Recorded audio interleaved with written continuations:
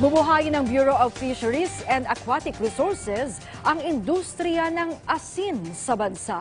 Sa pamamagitan ng Oplan Asin na ilulunsad bukas, may ulat si Clazel Pardilla.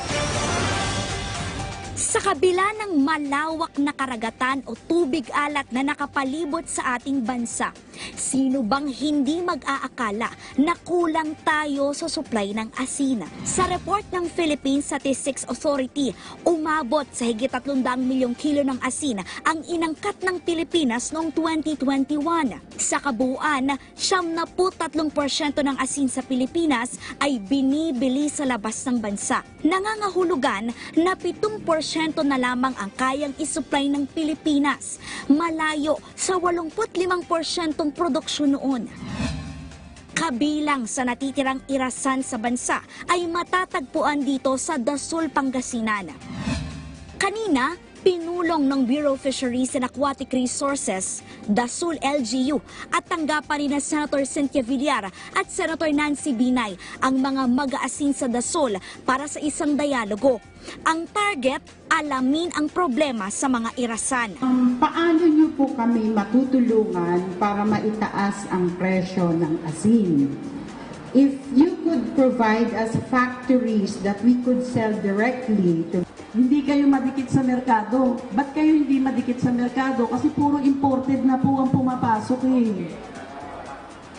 Kailangan natin pigilin yung importation. Kaya lang ang problema doon, sapat ba ang ating supply locally?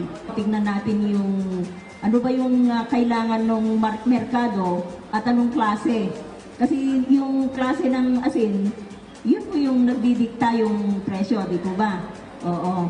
So, yun po yung yung hanapin natin na mga makipag-market linkage. Lumutang din ang pag-aalis sa pag-oobliga ng Republic Act 8172 o Batas sa Asin na gawing iodized o lagyan ng iodine ang ginagawa o ibinibentang asin sa loob ng Pilipinas.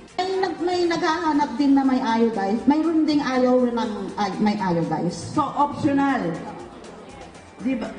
Pwedeng oo, pwedeng hindi. Depende kung saan natin ibebenta. Kailangan muna natin baguhin yung batas. Kaya po kami nandito para ang hinihingi po namin yung opinion nyo. Bukas, ilulunsod ng Department of Agriculture BFAR ang Oplan Asin o Development of Salt Industry Project dito sa Dassul, Pangasinan. May tema itong pasiglahin sariling asin natin. Target ng programa na muling buhayin ang industriya ng asin at itaas ang produksyon nito. 100 million pesos ang inilaang pondo para itaas ang kapasidad ng mga mag-aasin sa larangan ng pagsunod sa hygiene and sanitation sa paggawa ng asin at pagbabahagi ng bagong teknik sa paggagawa ng asin, pati na ang pagbibigay ng mga post-harvest facilities o kagamitan sa paggawa ng asin. Clazel Pardilla para sa Bayan.